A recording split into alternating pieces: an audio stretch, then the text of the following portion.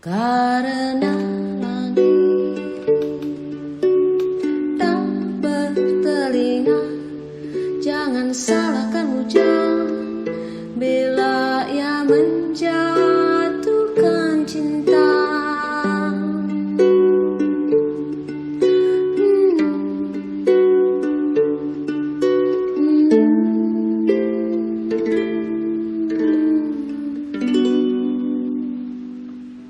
Halo, Suara Angkasa adalah ruang obrolan podcast yang berbincang seputar kehidupan dan kesenian, bahkan arti seni di dalam kehidupan itu sendiri. Nah, di segmen kali ini, saya akan sedikit berbincang tentang musikalisasi puisi dan berbagi ilmu tentang musikalisasi puisi. Apa sih musikalisasi puisi itu?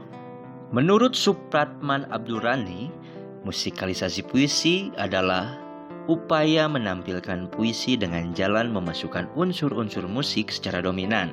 Akan tetapi, tujuan pemusikalisasi puisi bukanlah sekedar untuk menampilkan saja. Di dalamnya ada upaya yang lebih dari itu. Hingga sampai saat ini, sastra dan musik menjadi aspek terpenting dari keberadaan sebuah seni dan tentunya mendukung keberlangsungan peristiwa seni. Nah, kali ini kita akan berbincang bersama Kak Reda Gaudiamo berhubungan dengan musikalisasi puisi. Obrolan kali ini bertajuk musikalisasi puisi adalah jalan lain mengenal puisi.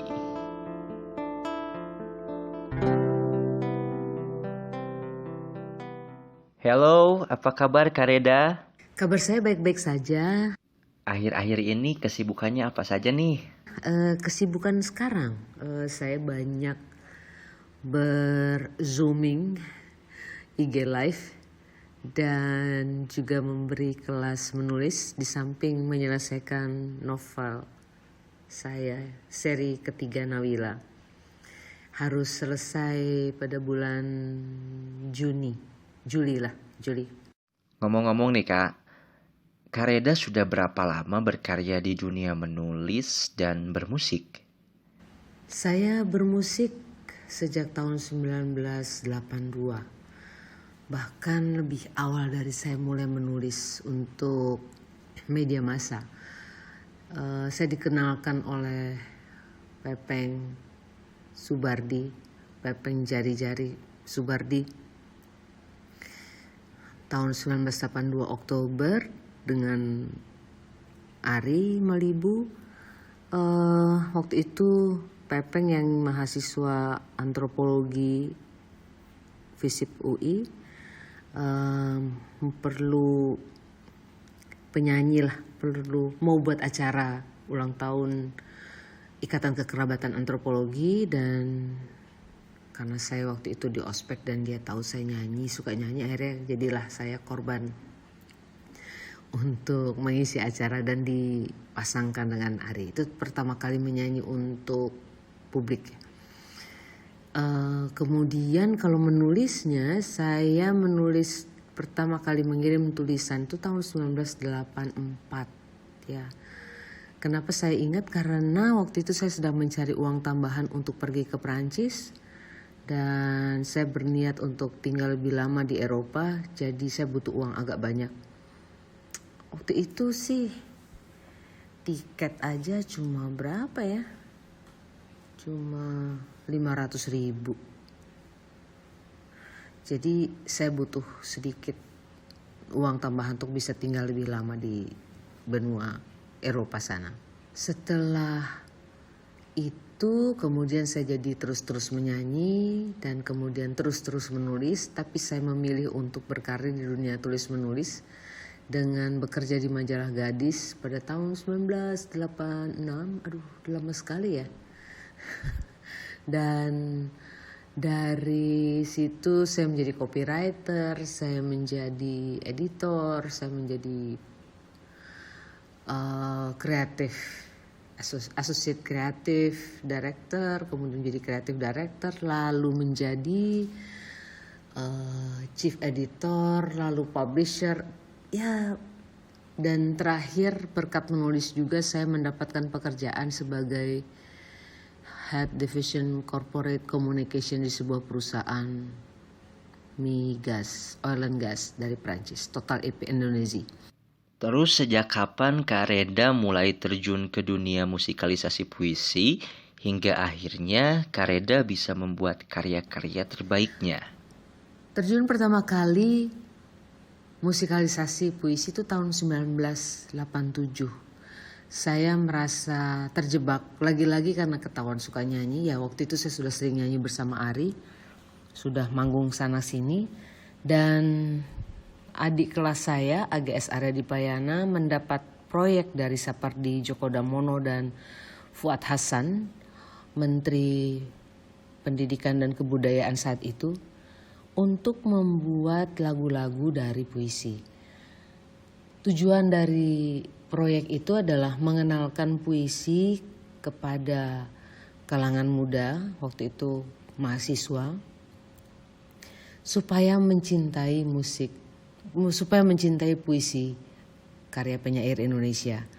Dan mereka berdua ini, Sapardi dan Fuad Hasan, merasa bahwa cara terbaik untuk mengenalkan puisi adalah lewat lagu.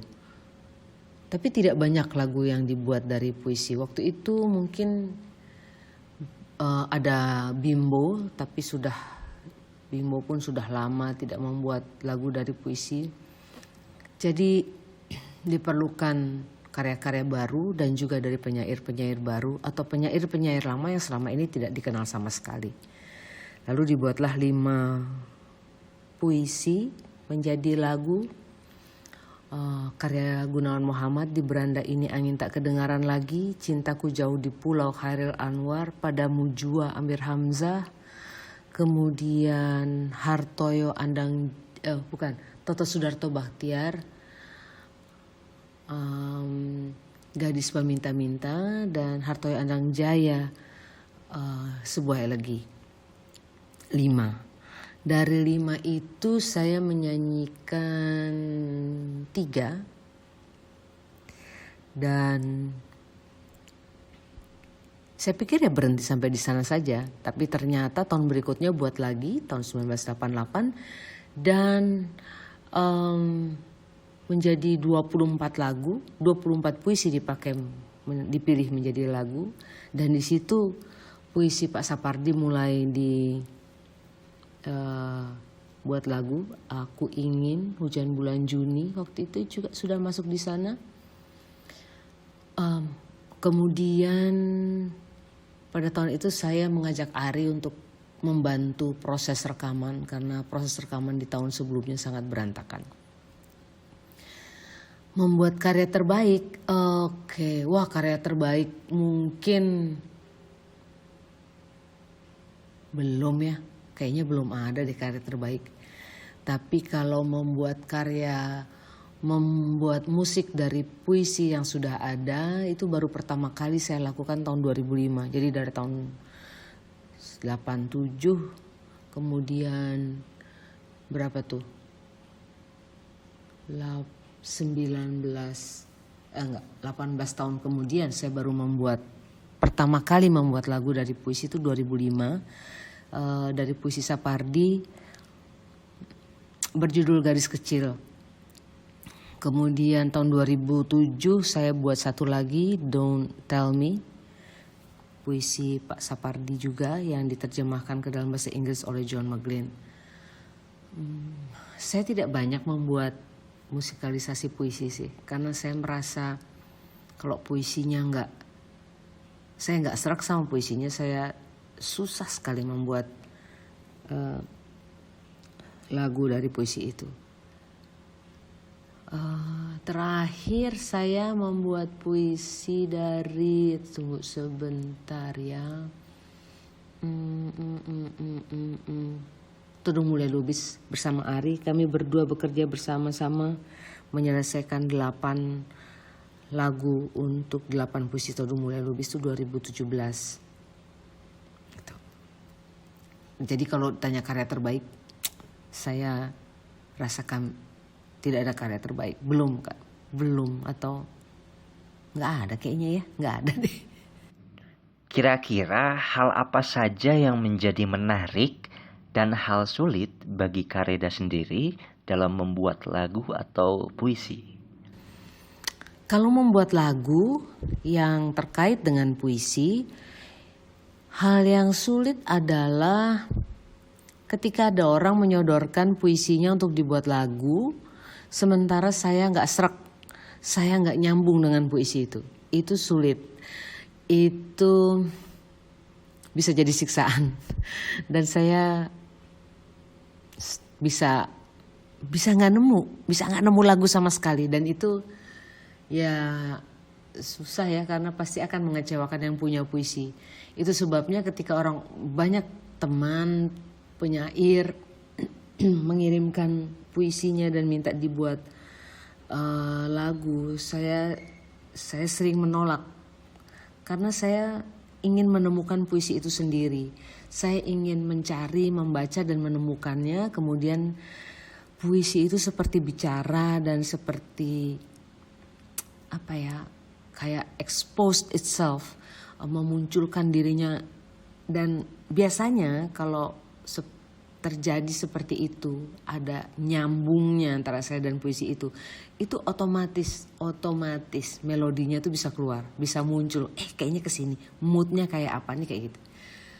Tapi kalau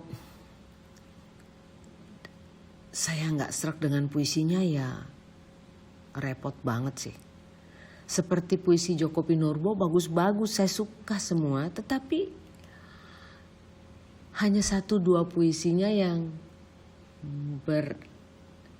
berbicara dalam tanda kutip dan membuat saya bisa menemukan melodinya. Misalnya dari sekian banyak puisinya saya menemukan 1, Kepada Mata, dan itu yang saya buat lagu.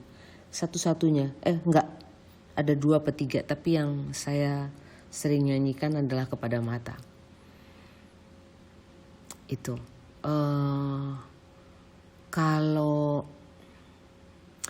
hal yang menarik, ya menarik dan sulit, menarik tapi sulit itu ya seperti itu ya. Tapi kalau menarik dan menyenangkan ya ketika puisi-puisi itu bicara dengan sendirinya dan seperti nyambung, dan musik jadi muncul dengan cepat. Gadis Kecil itu selesai dalam 10 menit, Don't Tell Me dalam 5 menit. Kepada Mata juga nggak sampai setengah jam, cepat banget Kepada Mata juga. Kemudian puisi-puisinya Todung Mulya Lubis 8 puisi. Setiap puisi bisa kami selesaikan dalam waktu 8 menit, mulai dari membaca sampai membuatnya dan merekamnya menjadi draft, itu hanya 8 menit. Secepat itu kalau puisinya nyambung. Kalau enggak, sampai sekarang saya udah buat lagunya tapi tapi rasanya juga enggak serak-serak gitu. Ada puisi yang kayak gitu. Sementara kalau menulis puisi, membuat puisi, saya bukan orang yang produktif untuk itu. Saya sangat enggak pede dengan membuat puisi sendiri. Tapi buat juga kalau suasana mendukung atau saya sedang punya pikiran atau rasa tertentu yang mengganggu banget atau yang menggoda sekali, nah itu bisa muncul. Atau perasaan sedang sedang kepepet kali ya dengan hal-hal tertentu, maka saya pun membuat puisi.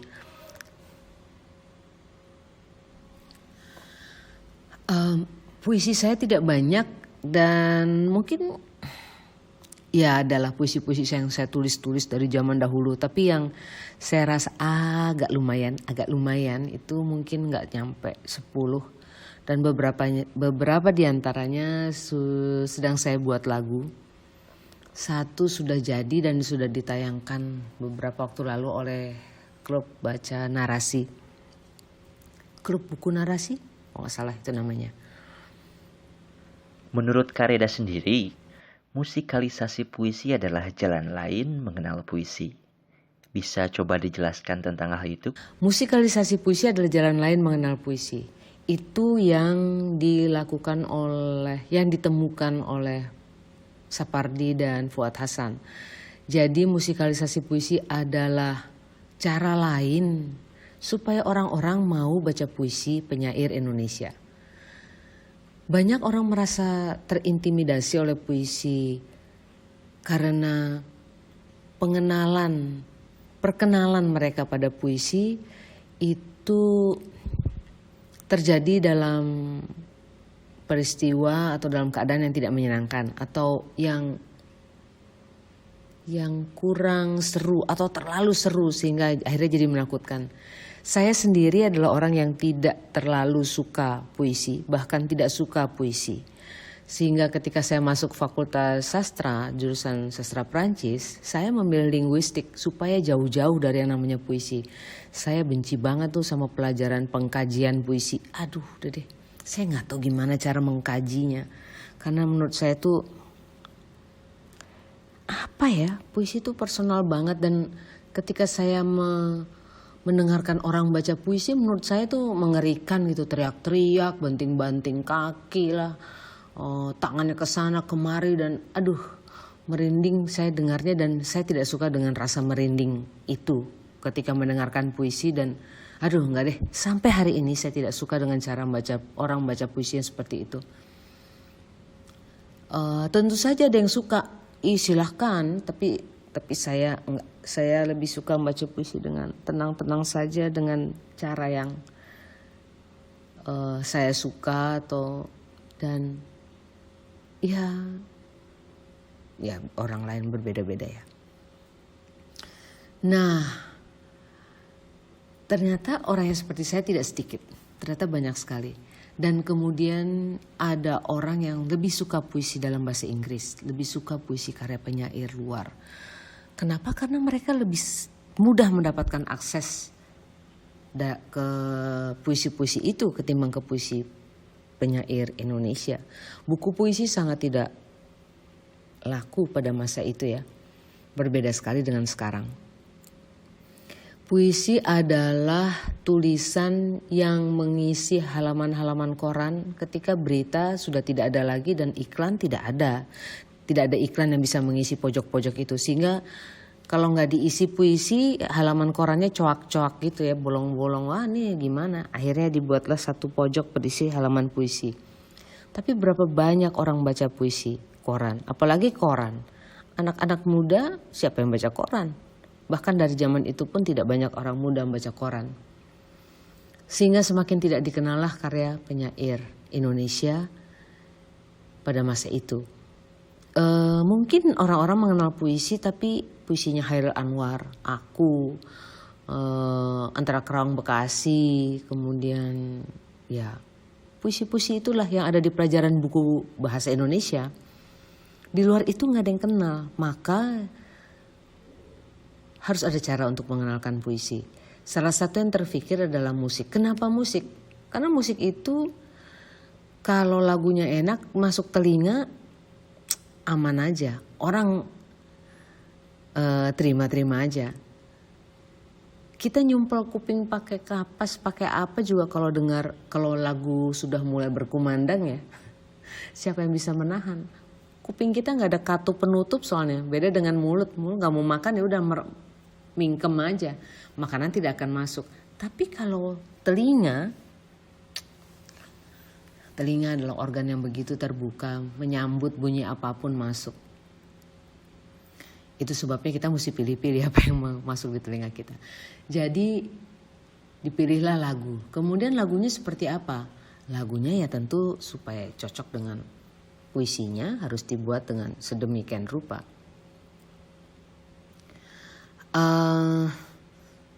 Jadi musikalisasi mengantarkan banyak orang, termasuk saya sebagai orang yang menyanyikannya, yang dulu hanya nyanyi aja. Saya nggak merasa itu sebagai bentuk pemahaman puisi, tapi karena saya dapat tugas untuk nyanyi, oke, mari kita nyanyi. Baru tahun 2000-an saya merasa bahwa iya, puisi ini emang harus dinyanyikan dengan cara seperti itu. Dan bahkan itu mempengaruhi ekspresi saya ketika menyanyi. Misalnya di restoran, dulu saya nyanyi di restoran biasa-biasa aja. Tapi berapa tahun kemudian setelah sering menyanyikannya, saya merasa bahwa saya nggak bisa senyum sama sekali nih di lagu ini. Kenapa? Karena lagu ini sedihnya bukan main, puisinya tuh sedih banget. Dan cara saya menyanyikan itu membuat orang jadi mengerti, oh ini bukan tentang dua orang yang memesan makanan aneh-aneh.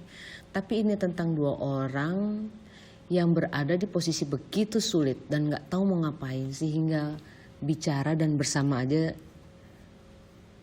sangat menyiksa. Dan makanan pun terasa seperti ilalang panjang. Begitu menyakitkan. Seperti itu. Jadi musikalisasi adalah tools, adalah alat untuk mengenalkan puisi kepada orang banyak. Kepada orang-orang yang selama ini asing pada puisi, pada orang-orang yang gak suka puisi, pada orang-orang yang takut pada puisi seperti saya. Atau pada orang-orang yang suka puisi tapi tidak memahaminya, dan musikalisasi puisi membantu mereka untuk mendapatkan pemahaman tertentu. Cita-citanya adalah setelah mendengarkan musikalisasi puisi ini, mereka suka pada lagunya, mereka mau membaca puisinya, dan pada suatu hari nanti ketika lagunya diangkat, dibuang, dihapus, mereka bisa tetap mencintai puisinya karena puisinya memang mereka suka. Itu sebabnya saya bilang musikalisasi puisi adalah jalan lain mengenal puisi. Bukan jalan satu-satunya, tapi jalan lain. Terus ada hal apa saja Kak yang membuat Kak Reda terkesan dari setiap perjalanan Kak Reda dalam berkarya? Terkesan dalam berkarya saya merasa bahwa saya harus sungguh-sungguh. Bahwa saya harus 1000% dalam melakukan sesuatu. 100%, 100%, lama-lama 1000. Menurut saya, bukan menurut saya, tapi apa yang saya rasakan adalah ketika saya melakukan sesuatu dan saya suka dengan apa yang saya lakukan, maka saya akan bekerja tanpa kenal waktu. Baik ketika menulis maupun menulis, bekerja di kantor. Sebenarnya bermusik saya nggak 100% sih, karena saya selama 30 tahun lebih saya bekerja sebagai karyawan, orang korporat, orang media, orang iklan. Saya merasa saya mati-matian bekerja di sana. Sementara musik adalah kegiatan yang membuat saya bisa kembali berenergi untuk bekerja lagi di minggu berikutnya. Saya biasanya nyanyi zaman itu akhir pekan atau hari libur. Itu sebabnya saya merasa bahwa kalau orang tanya, sudah bermusik sejak lama? Iya betul, tetapi apakah saya bermusik dengan sungguh-sungguh, apakah saya bisa. Ada pertanyaan minggu lalu bilang, wah Anda adalah seniman senior. Enggak sih, enggak senior. Senior dari, kalau orang ngomong umur mungkin, tetapi kalau dari sisi berkarya, kalau dipadat-padatkan mungkin, lama saya berkarya mungkin dalam hitungan hari ya, mungkin gak nyampe 3 tahun deh. Iya, 1000 hari, 1500 hari mungkin, paling lama tuh. Sungguh berbeda dengan Bonita atau Endah Reza atau ya siapalah penyanyi pop itu. Saya nggak seperti mereka karena saya menggunakan musik sebagai katalis untuk kegiatan saya, dan menyanyi itu menyenangkan sekali, bermusik itu menyenangkan. Jadi I always look forward to sing, to play some music dan bernyanyi bersama Ari. Itu sangat menyenangkan. Saya betul-betul merasa bahwa saya menjadi serius bermusik itu tahun 2015 ke dari tahun 2015 ke sini. Ketika saya mulai memikirkan bagaimana saya harus bermusik dengan baik, mulai memikirkan jaga kesehatan, gak boleh batuk, mulai memikirkan minum jangan es, jangan yang serba dingin, mulai memikirkan makan kencur, mulai mikirin, aduh tur ya, bajunya gak bisa sama dong, mulai mikir-mikir yang kayak gitu. Itu baru 2015 dan itu berkat manajer Ari Reda bernama Felix Das. Kalau nggak ada dia, kalau dia tidak mengajukan diri sebagai manajer, dan saya juga dia tertarik menjadi manajer kami dan saya meminangnya menjadi manajer kami. Jadi ya mutual. Saya nggak akan seserius ini bermusik kalau bukan karena dia. Dan saya senang ketika itu Ari sangat bersemangat dan nurut. Biasanya Ari nggak pernah nurut sih. Nurut untuk diatur oleh Felix, dan kemudian kami untuk pertama kali di umur sangat lanjut 50-an lebih ya. 2017 itu saya 55 tahun tur untuk pertama kali sebagai grup. Ya, itu menarik buat saya. Itu sangat mengesankan. Bertemu dengan orang-orang yang menyukai lagu kami, itu sangat-sangat luar biasa dan nempel sampai sekarang.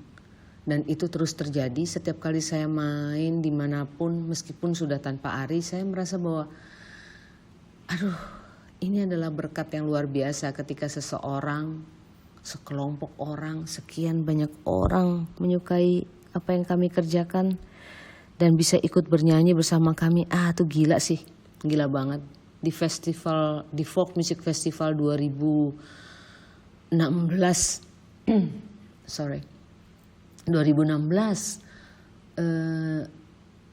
satu amfiteater itu mungkin sekitar 800 orang menyanyikan lagu kami. Semua lagu kami mereka kenal. Gila banget sih itu. Dan kemudian tahun berikutnya 2017 ada sekitar 2000-an, hampir 3000 orang di sebuah lapangan futsal menyanyikan lagu kami juga. Anjrit, itu sih surreal banget ya pengalaman. Dan tahun berikutnya saya nyanyi sendirian. Lagi-lagi di lapangan bola yang sama, lapangan futsal yang sama. Semua juga nyanyi. Gila sih. Itu adalah hal-hal yang berkesan.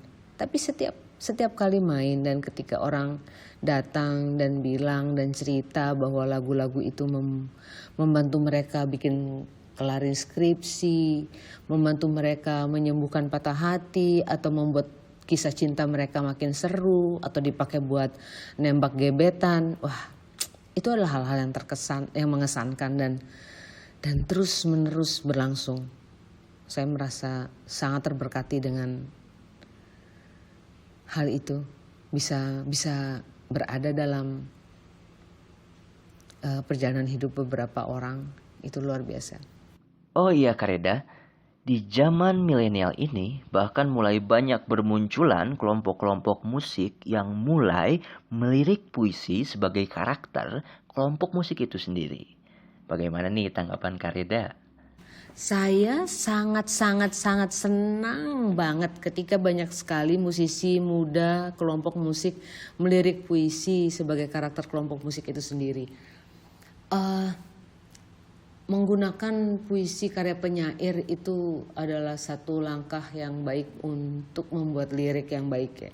Jadi lirik-lirik itu sudah, apalagi kalau penyairnya terkenal, kita punya lirik yang cakep banget.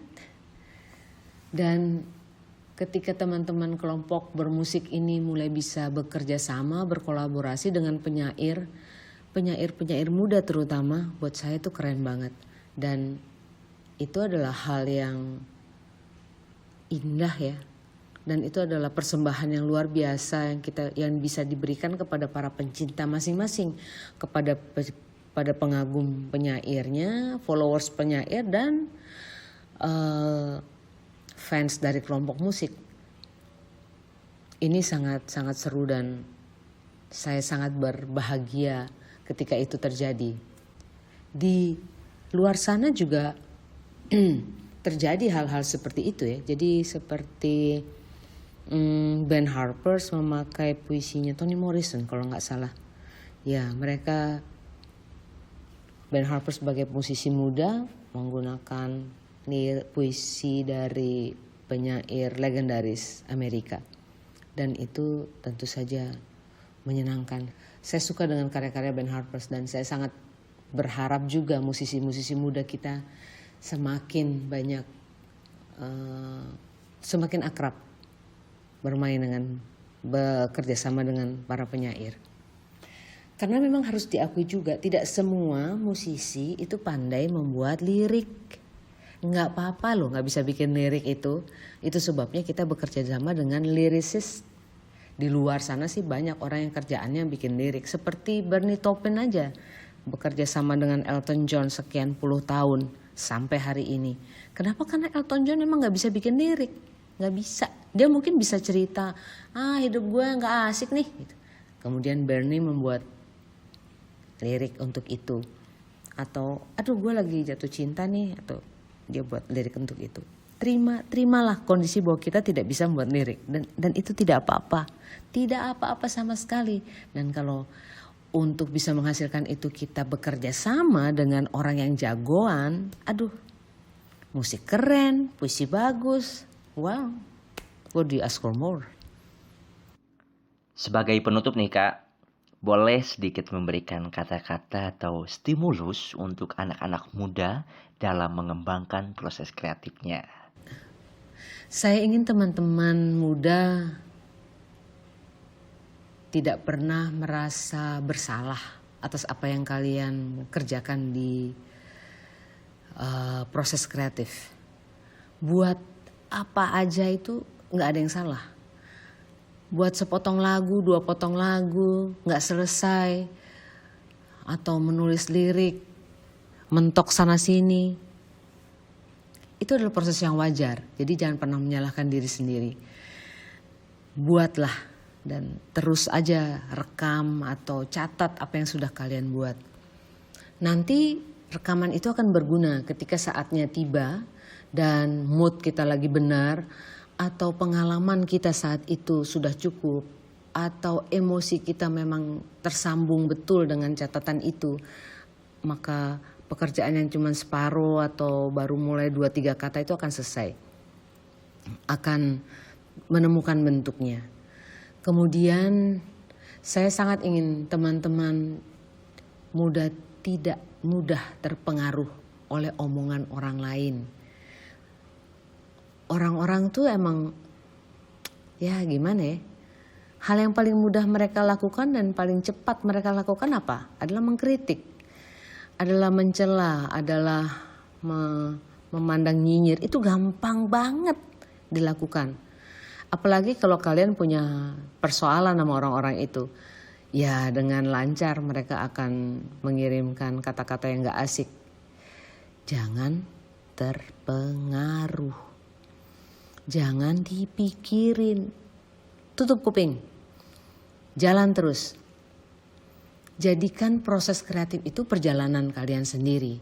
Kalau ketemu teman yang asik, ketemu teman yang mendukung, ajak. Kritik-kritik teman yang mendukung dan baik itu biasanya sangat positif. Mungkin omongannya pedas ya, tapi bukan yang model, jelek. Enggak gitu. Tapi misalnya omongannya adalah, kayaknya nih kalimat yang ini, yang atas sama yang bawah kayaknya gak nyambung deh. Lu sebenarnya mau ngomong apa ya? Gitu. Misalnya dia membantu dengan itu. Dengarkan itu, baca lagi. Tapi orang-orang yang bilang, ya lagu kayak gitu aja mas, semua orang juga bisa bikin. Jangan dengerin yang model kayak gitu.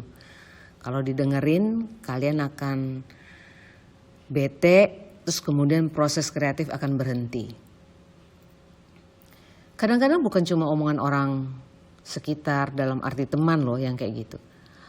Anggota keluarga tuh suka kejam. uak ini, bibi anu lah, tante itu, om ini, bahkan kadang-kadang adik kita, kakak kita, bapak kita aja.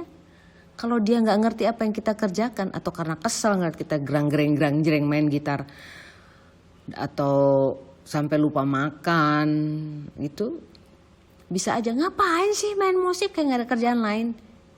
Terus kalian patah hati gitu, jangan. Mereka berkata begitu karena mereka nggak ngerti apa yang kalian lakukan. Mereka nggak paham bahwa kalian sedang berada dalam masa inkubasi, masa menjadi matang. Nggak apa-apa. Ya mereka ngomong gitu ya karena mereka nggak ngerti. Tapi jangan didengerin, jangan masukin ke hati, jangan dipikirin. Jangan itu menjadi satu-satunya hal yang membuat kalian hidup.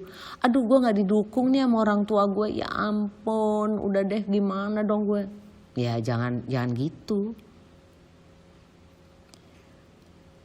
Apakah kemudian tapi gini ya menurut saya ya, orang tua itu kan pada dasarnya mencintai kita ya, dan mereka ingin yang terbaik. Nah apa yang terbaik terjadi pada kita. Tapi kadang-kadang mereka nggak ngerti apa yang kita inginkan. Terus mereka juga nggak mengerti cita-cita kita tuh sebenarnya mau apa. Atau kita sendiri juga nggak tahu mau ngapain. Jadi ya belajarlah untuk memahami diri sendiri dan memahami orang lain. Tapi jangan sampai terpengaruh. Terutama kalau teman-teman sudah sangat bulat. Kalian jago banget main musik. Semua orang mengeluh-elukan kalian ketika main gitu. Kemudian dibilang jangan main musik. Masuk sekolah kedokteran aja gitu. Ya. Terserah tuh sih kalian pilihan.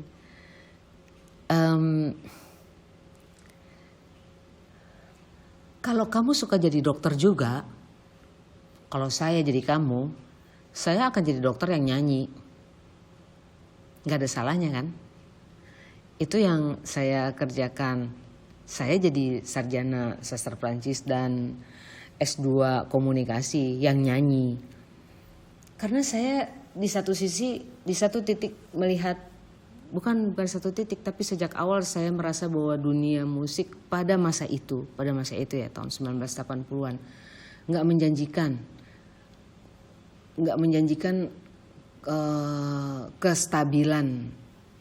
Karena udah gitu saya bukan orang yang rajin mengikuti permintaan produser gitu. Misalnya saya bertemu dengan orang musika, saya ngebawa demo Ari Reda waktu itu, terus tanya kamu bisa rambutnya dikeriting nggak? Suka nggak pakai rok yang mekar-mekar? Ini dengerin lagu gue aja enggak ya? Terus suruh gue keriting, apa hubungannya rambut keriting yang baju kredep dan mekar-mekar dengan lagu gue? Saya langsung off. Dan kalau untuk nyanyiin lagu saya aja saya harus melakukan itu, enggak deh. Saya bukan orang yang suka nurut. Jadi begitu diomongin gitu langsung saya enggak usah. Kalau kayak gini caranya gue nggak mau jadi penyanyi, saya bilang. Saya memilih berkarir aja. Nyanyi adalah hiburan. Kalian bisa memilih jalan itu juga sih. Dan selama bermusik kalian bisa asik-asik aja. Tuh kayak Hayun Naji, seorang drummer yang sangat terkenal, main di mana-mana sampai sekarang masih main drum. Dia adalah direktur utamanya CIMB Niaga. Sampai hari ini dia masih main. Well, why not? Tapi kalau kamu yang mau betul-betul main musik dengan serius, ya why not juga. Tapi serius ya serius banget. Jangan gampang goyah, jangan gampang terpengaruh. Latihan yang benar, tunjukin kepada semua orang bahwa you are that good. Sampai orang bilang, iya gila banget ya. Kayak Ananda Sukarlan misalnya. Dari umur 12 tahun dia tahu bahwa dia akan bermain musik, akan main piano. Umur 19 tahun dia udah jadi maestro. Udah diadopsi oleh konservatori musik di Spanyol. Saking hebatnya. Ya, Kalau udah kayak gitu orang nggak bisa bilang apa-apa. Tapi kalian padukan antara bekerja dan menyanyi ya nggak apa-apa juga. Kayak Sisir Tanah misalnya, dia punya kegiatan dengan LSM-nya. Bisa aja. And that's okay. And that's normal. But first thing first, don't listen to those who send you bad vibes. Jangan dengerin orang-orang yang mengirimkan semangat-semangat buruk itu. Ya. Terus berproses, terus berkreasi, terus berkarya. Jangan mudah patah. Oke? Terima kasih banyak. All the best.